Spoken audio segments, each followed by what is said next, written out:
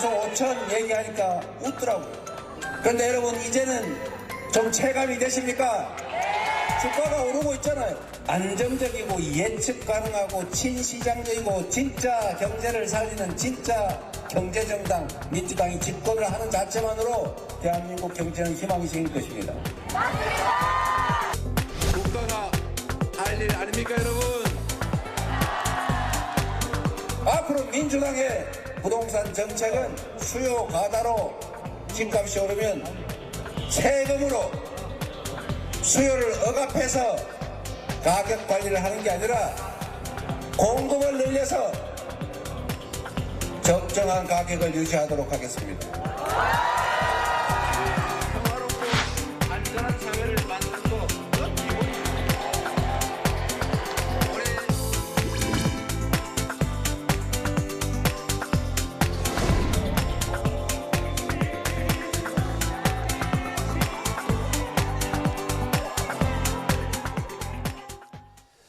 민주당 이재명 후보 연일 민생경제 이슈를 띄우면서 선두 굳히게 나섰습니다. 시장의 중요성을 강조하면서 경제도 성장도 민주당이 잘할 수 있다고 지지를 호소하고 있는데요. 이재명 후보의 정책을 이끌어가고 있는 민주당 김성환 중앙선대위 정책본부장과 경제정책과 선거 막판 변수까지 짚어보겠습니다. 본부장님 어서 오세요. 네, 안녕하세요. 김성환입니다. 네, 자 우선 이 뜨거운 사전투표 열기부터 좀 짚어보죠. 원래 투표율이 높으면 이 진보 성향당이 유리하다 이런 분석 있지 않았습니까? 그렇습니다. 사전투표가 대체로 저희 민주당에 조금 유리한 편이긴 한데요. 이번에 특히 주목할 거는 재외국민 투표가 네. 지난 20대 대선에 71.6이었는데 이번에 79.5%로 무려 7.9%가 올라갔거든요. 사상 최대였죠. 그렇습니다. 이제 이분들이 투표장에 더 나오게 된 게 해외에서 보니까 그 내란 때문에 국격이 너무 추락해서 내 한 표가 얼마나 소중한가를 느끼겠더라라고 해서 이제 2억 마일리까지 가가지고 투표한 사람이 늘었다고 하는데 그런 민심이 국내에서도 여전히 작용하지 않고 있는가, 작용하고 있는 것 같다. 그래서 어제 오늘이 둘 다 평일임에도 불구하고 굉장히 예상보다 사전 투표율이 높은 거 아닌가 그렇게 보고 있습니다. 대체로 저희 당 입장에서는 긍정적인 신호라고 판단하고 있습니다. 그런데 지역별로 보니까 호남의 사전 투표율이 이 대구 지역보다 한 2배 이상 높더라고요. 이런 현상은 어떻게 분석하고 계십니까? 사전 투표가 생기면서 전반적으로 호남의 사전 투표율이 높고 영남의 사전 투표율이 좀 낮고 특히 대구 경북이 좀 투표율이 낮고 했는데 대구 경북은 투표 당일날 투표하는 분들도 많으셔가지고 실제로 이제 본투표까지 다 합하면 그 차이는 많이 줄어드는 걸로 알고 있습니다. 그래서 지금은 사전 투표율이 높은가 낮은가 보다는 전체 대선의 투표율이 얼마가 될 것이냐 이게 더 중요한 것 같은데요. 20대 대선 투표율이 77%였거든요. 사전 투표가 37%였고요. 근데 이번에는 두 날이 다 평일이기 때문에 전체를 합하면 사전 투표율이 지난 대선보다는 조금 낮을 수 있습니다. 당장 이제 제 딸만 해도 직장을 다니는데 그렇죠. 사전 투표를 과거에는 했었는데 이번엔 본투표 때 하겠다고 하더라고요. 그런 분들도 꽤 있어서 전체 대선 투표율이 77%를 얼마나 더 넘어설 거냐, 80%를 넘을 거냐 아니냐, 뭐 이런 게 주요한 포인트가 되지 않을까 싶습니다. 네, 자 이재명 후보 동선을 보니까 선거운동 초기에 또 영남 지역부터 먼저 가고 그리고 또 오늘 같은 경우는 이제 강원 지역, 충북 지역 이렇게 가더라고요. 대개 보면 지난번 대선 때 윤석열 후보보다 득표율이 좀 낮았던 지역들 아니에요? 이번에는 그런 이른바 열세 지역에서 이재명 후보가 득표율을 더 올리는데 좀 효과가 있을 거라고 보십니까? 강원도는 이제 대체로 소위 보수 성향이 상대적으로 많이 강한 데고요. 충청북도가 대한민국 대선의 소위 바로미터라는 데 아닙니까? 네. 충북에서 이긴 대선 후보가 역대 대선에서 다 승리했다는 설도 있고요. 이제 그런 면에서 충청도가 굉장히 중요한데요. 지금은 지난 3년 전에 비해서 상당히 저희 당 이재명 후보에 대한 호의적인 여론이 많이 있는 곳입니다. 그렇지만 또 최선을 다해서 또 지지를 호소하고 또 그 해당 지역의 발전을 위해서 또 비전을 보여드리고 이럴 필요가 있는데 전체적으로는 강원도나 충북도 저희 3년 전에 비하면 굉장히 많이 지지도가 올라간 것으로 저희가 파악하고 있습니다. 네, 자 이준석 후보가 3차 TV 토론에서 얘기했던 그 여성 신체 폭력 발언, 자 민주당에서 상당히 좀 강경하게 대응하고 있는 거죠. 그렇습니다. 이제 그 온 국민이 시청하고 있는데 여성 혐오 발언을 한 거 아닙니까? 그런데 그 이후에 여러 가지 비판이 많았는데 오히려 그것을 제대로 반성하기보다는 마치 우리 당의 이재명 후보의 아들이 네. 뭔가 그런 발언을 한 것처럼 또 포장을 하는데 네. 실제로 저도 그래서 그런 일이 있었는지 확인해 보니까 네. 이재명 후보의 아들의 발언하고는 전혀 관계가 없고 또 성별도 다르고 네. 내용도 다르고 그 500만 원 이제 벌금을 받은 게 있긴 합니다만 네. 벌금 받은 내용과 지금 이준석 후보가 문제 삼는 것도 내용 자체가 다른 것을 마치 교묘하게 포장을 해서 하고 있어서 그 평소에 이준석 후보에 대해서 너무 혐오나 소수자를 이렇게 갈라치기 하면서 성장했던 것에 또 다른 확장판이다 이런 비판이 있는데 이거 역시 그렇게 접근한 거여서 당시에 TV 토론 주제하고도 맞지 않았고 네. 그리고 그 이후에 이 문제를 대하는 태도나 방식이나 여전히 문제가 커서 정치인으로서 자질이 있느냐, 네. 40대 윤석열 같다 이런 표현이 굉장히 본인에게 아프게 올 텐데 이제라도 좀 깊이 있게 무엇을 잘못했는지를 제대로 반성해 볼 필요가 있다고 판단합니다. 네, 어쨌든 민주당 입장에서는 지금 이 문제가 화제가 되고 있는 건 사실이거든요. 투표에는 어떤 영향을 끼칠 거라고 분석하고 계십니까? 오히려 이제 이준석 후보에게 이게 주목도는 있습니다만 실제로 투표에 도움이 될까? 오히려 이준석 후보의 민낯을 보게 된 거여서 이준석 후보에게도 마이너스가 되지 않을까. 뭐 이것 때문에 저희가 반사이익을 볼 거는 아니라고 판단하고 저희는 저희 스스로 우리 국민들의 민생이나 경제 이슈를 통해서 우리 지지를 호소할 텐데 네. 본인에게는 상당하게 손해가 될 것 같긴 하다. 이런 판단입니다. 투표 막바지까지 항상 이른바 설화가 큰 영향을 끼치기도 하는데 뭐 유시민 작가 같은 경우는 뭐 민주당에서 당적을 갖고 있지는 않지 않습니까? 네. 어떤 직책도 없습니다만 어쨌든 진보 진영의 인사로 기억이 되는데 이 김문수 후보의 부인 설란영 여사의 결혼 자체를 약간 좀 비하하는 그런 발언을 해서 논란이 되고 있잖아요. 맥락을 보면 꼭 그런 것 같지는 않은데 평론가의 발언 아닙니까? 네. 지금은 이제 대선 시기이고 대선 후보의 발언이 훨씬 더 값어치 있게 다뤄져야 될 텐데 다소 영향력이 있다고 하더라도 평론가의 발언을 가지고 문제 삼는 거는 지금 국면하고는 좀 다르다. 예를 들면 김문수 후보가 가락시장에 가서 배현진 의원에게 미스 가락시장 뭐 이런 네. 표현도 쓰지 않았습니까? 네. 그리고 이 정도로 보면 지금 이준석 후보가 한 그런 여성 혐오 발언하고는 비교할 수 없는 정도의 차이가 있습니다. 그러니까 이거를 마치 기계적 균형 때문에 민주당에서 뭐라도 하나 꼬리를 잡아서 이거를 비교 형량하듯 하는 것 역시 바람직하지 않은 것 아닌가 그렇게 판단합니다. 네, 자 김성환 본부장 앞에는 항상 정책이란 직함이 많이 붙습니다. 지금 선대위에서 맡으신 직함이 정책본부장이잖아요. 네. 이재명 후보가 만약에 집권을 하게 된다면 가장 먼저 내세울 정책은 뭔가요?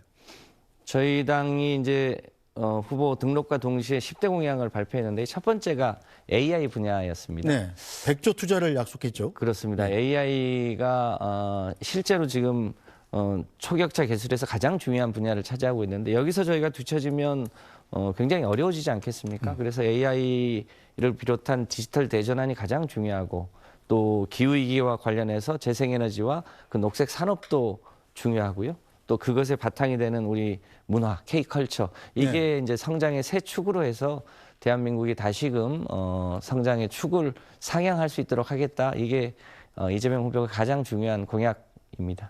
네, 자 이재명 후보는 어제 코스피 5천 시대 열겠다 이런 얘기를 했더라고요. 자 코스피 5천이면 지금 한 2천 몇백 되니까 2배 정도 올라야 되는 거 아니겠어요? 네. 올리면 다 좋죠. 다 좋은데 문제는 어떻게 올리겠냐는 겁니다. 어떻게 올리실 계획입니까? 지금 전 세계적으로 한국의 소위 이 기업들의 경쟁력은 그 펀디멘털은 굉장히 강하다는 건데 네. 이제 여러 가지 이 주가가 올라가지 못하게 된 데는 이 대주주들이 이 소액주주들의 이익을 무시한다거나 뭐 분할을 회사를 쪼갠다거나 합병한다거나 이게 상식 밖으로 이루어진 측면들이 여러 개 있어서 이제 그런 것만을 이제 제대로 하더라도 이제 주가가 제대로 올라갈 수 있을 것이다라는 것 하고요. 네.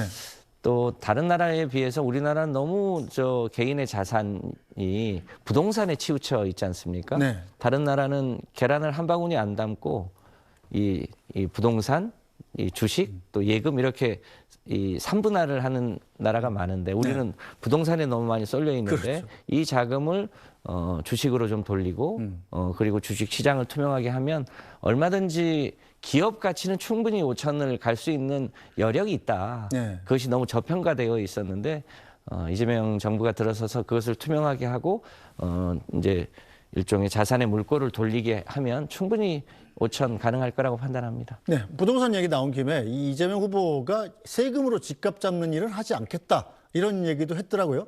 자, 지난 문재인 정부 당시 돌아보면 사실은 문재인 정부가 정권이 연장되지 않은 정권을 잃게 된 가장 큰 계기 중에 하나가 바로 또 부동산 세금 문제였잖아요. 거기에서 좀 반면교사를 얻었다고 볼 수 있을까요? 그렇습니다. 제가 윤석열 정부가 이제 등장한 직후에 우리가 네. 문재인 정부 때 부동산 정책을 어떤 대목에서 잘못했는지를 전체를 둘러본 적이 있는데요. 네. 마찬가지로 이 세금을 통해서 부동산 가격을 붙잡으려고 했던 그런 게 상당히 실착이었다 이렇게 판단을 해서 네. 제 방 화이트보드에 그게 써 있습니다. 네. 세금으로 집값 잡지 않겠다. 네. 이게 이제 어제 후보의 말씀으로 나왔는데요. 실제로는 부동산의 집값은 세금으로 잡히지 않습니다. 금융정책을 통해서 조금 조정할 수 있는 거고요. 네. 일종의 공급을 충분히 하는 것을 통해서 안정시키는 게 핵심적인데 과거에 일종의 세금을 통해서 집값을 잡아보려고 했던 그런 실책을 다시 범하지 않겠다고 하는 걸 어제 후보가 다시 말씀을 하셨습니다. 자, 꼭 그런데 그렇게 하겠습니다. 이 세금으로 잡지 않으면 공급으로 잡아야 되는 거잖아요. 뭐 지난 정부 때도 얘기했었습니다만 이 집은 빵이 아니지 않습니까? 막 지어낼 수가 없고 짓는데 그걸 공급하는데 최소한 몇 년이 걸리는데 공급 대책 같은 것들은 많이 돼 있나요? 지금 국토부 기준으로 하면 1년에 공급해야 될 주택의 총량이 연간 한 40만 호 정도 필요하다고 합니다. 그러면 다음 정부 5년 동안 대략 한 200만 호 정도가 필요할 텐데요. 그 중에는 일부 이제 재개발 재건축을 통해서 네. 기존에 있는 집이 멸실됐다가 다시 지어지는 수요가 한 15만 호 정도 되고요. 신규로 공급해야 될 주택이 대략 한 20만에서 25만 호 정도 되는데 꾸준하게 공급을 양을 늘리면 그 정도는 얼마든지 가능하다고 판단하고 있습니다. 알겠습니다. 자, 그럼 이 외에 이재명 후보만이 갖고 있는 민생 경제 회복 카드가 있다면 뭐가 있을까요? 민생 문제는 만약에 저희가 집권하게 되면 가장 우선해서 이제 해야 될 숙제 중에 하나입니다. 최근에 내란 사태 이후에 서민 경제가 더 얼어붙어서 코로나는 말할 것도 없고 네. IMF 외환위기 때보다 더 어렵다고 하는 동네 상공인들이 참 많거든요. 일단 그분들에게 이 정부가 적극적인 재정 지원을 통해서 일단 마중물을 부어서 온기가 바닥에서부터 좀 올라올 수 있도록 해야 되는데요. 네. 기왕에 저희가 했던 정책 중에 가장 효과적인 정책은 소위 지역화폐를 통해서 지역화폐를 이제 지역사회에 쭉 이렇게 한 바퀴 돌리는 건데요. 지역화폐는 뭐 아시겠지만 백화점이나 네. 해외나 이런 데서는 소비를 못하는 거 아닙니까? 그렇죠. 그야말로 동네 안경점이나 밥집이나 뭐 가구점이나 이런 데서 소비를 하는데 이거는 실제로 동네에서 돈이 도는 게 지역의 상인들이 피부적으로 체감합니다. 대략 10만 원을 쓰면 이제 만 원이나 한 6천 원을 보태주는 거 아닙니까? 예. 그런 걸 통해서 지역에서 온기가 도는 거를 여러 차례 우리 국민들이 직접 체감을 했습니다. 이제 그런 게 조금 더 확산이 되고 또 소상공인을 위한 여러 가지 금융 지원 정책이나 이런 걸 보태면 얼마든지 바닥의 온기를 따뜻하게 할 수 있다 이렇게 판단합니다. 네, 이제 민주당이 중도 확당 전략을 취하면서 이른바 경제에서도 성장을 또 중시를 하고, 자 그러다 보니까 민주당의 전통적인 정책인 약자 배려, 소외계층 배려 이런 것들이 좀 약해지지 않나 이런 걱정도 좀 있습니다. 이 부분은 어떻게 보세요? 성장하지 않으면 분배에 쓸 재원도 없는 거 아닙니까? 저희가 이제 돌아보면 2005년 이후에 그 2005년 무렵에는 미국과 EU의 GDP 규모가 거의 비슷했습니다. 네. 그런데 미국은 끊임없이 혁신을 해서 파이를 키웠고요. 네. 유럽은 약간 정체됐는데 그 20년 사이에 GDP 규모가 거의 2배 차이가 네. 났거든요. 이제 거기에 핵심이 소위 디지털 IT 혁신, 네. AI 혁신 분야였는데 그런 측면에서도 대한민국이 잠깐 정체되면 사실상 파이를 키울 수 없는 거죠. 네. 당장 저 세금만 해도 증세를 하지 않으면 성장을 해야 세금이 늘어나게 되지 않습니까? 그런 세금이 늘어나야 또 그거를 여러 가지 복지 대책에도 쓰고요. 그런 면에서 성장과 분배는 동전의 양면이지 어느 하나만 추구해야 될 것이 아니다 이렇게 판단하고 있고요. 그런 면에서 성장 정책도 잘하고 그 성장의 결과가 골고루 국내에 나눠질 수 있도록 그런 기본사회 정책도 잘 깔고 해서 그 양측이 다 잘 될 수 있도록 해보겠습니다. 네. 자, 사법개혁 관련해서 민주당 이재명 후보가 이제 아예 이 대법원 판사를 14명에서 30명으로 늘리는 법안 이 자체를 이제 취소시켜버렸잖아요. 자, 그런데 공약집에는 대법원 판사 증언이 포함이 돼 있더라고요. 사법부 장악을 위한 의도다 이렇게 국민의힘에서 공격을 하는데 이건 어떻게 받아들이십니까? 뭐 잘 아시겠지만 지금 우리 3심제에서 사법부의 대법원이 소수다 보니까 그 대법원으로 올라가서 재판을 대기 중인 법안 건수가 너무너무 많고요. 뭐 그 재판도 뭐 짧게는 1, 2년, 길게는 막 5년, 10년 걸리는 재판 건수도 있지 않습니까? 그래서 굉장히 정체되어 있어서 대법원 수를 늘려야 된다는 것은 대법원 내에서도 그런 얘기가 있고요. 법원 내에서도 있고 일반 국민들 사이에서도 굉장히 많은 얘기입니다.